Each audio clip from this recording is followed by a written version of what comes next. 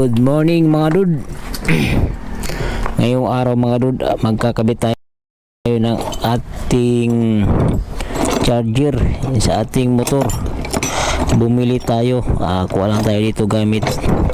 Kompleto ako dito mga dud gamit. Kuha ko ng Alrins,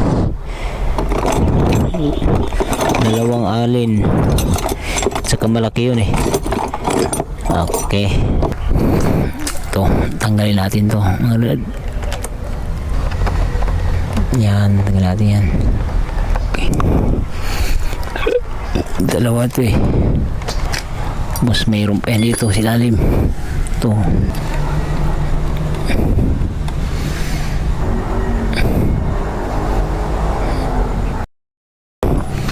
Tapos tanggalin natin yung ulo mga dud.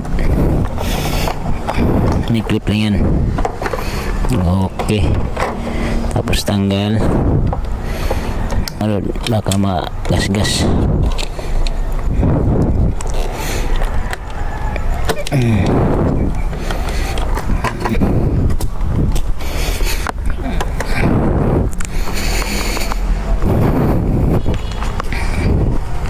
Ito yung ating charger mga dud. Dalawa yung charger nya. Kabit natin. Price mga dud, may price tayo dito. Yun yung price cutter maliit ang round. Kasi ipasok ito baga pag naipit yung wire, may ground na siya. Tapos punta tayo dito mga dud sa susi. Yung susi nya ito to. Ganyan lang kasimple mga dud pag kinabit yung charger. Baluktot mo lang yan, balik.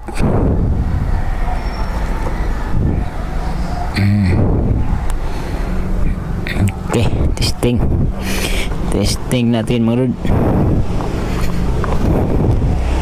yung susi.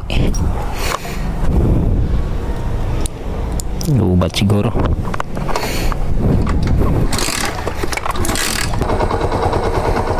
Wala yung ground. Hindi pa nakasalpak ng bote.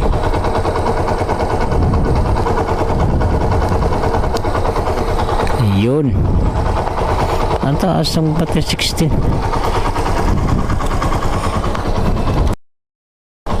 Baba.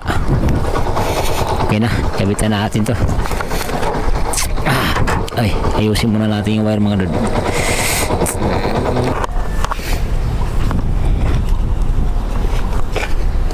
Kabitan natin.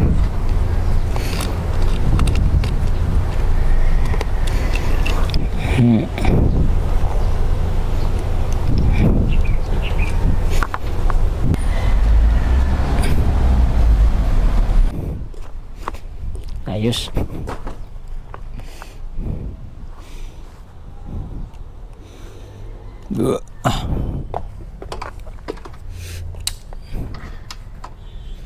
Nine point lang pang battery. Baba. Kaya ayan lang kadali magkabit ng charger mga dud. Ground tapos positive susi. Para pag susi mo sasabay yung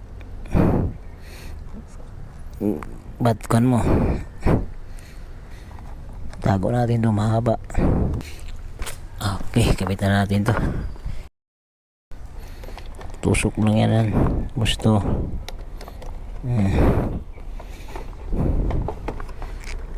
natin gawin yan.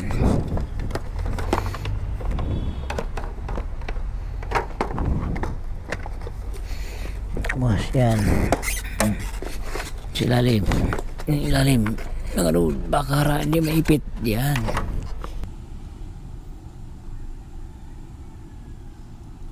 Tayo testingin natin.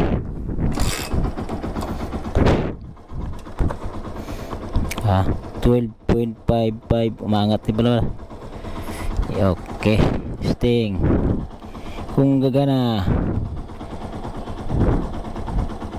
Uy, ayos. Testing yung isa.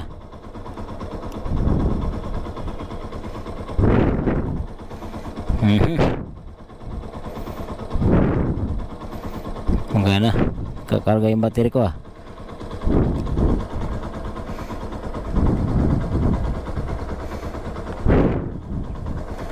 Ganda to mga lod. Si may takip.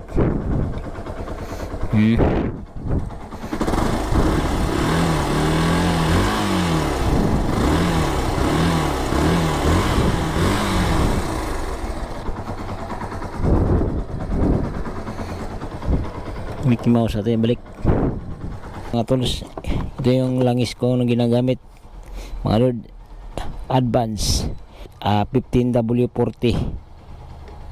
Yan, maganda to, premium pala to eh. Maganda yung gamitin. Ito yung clutch cable ko pag emergency. Ito yun ginagamit ko pag ito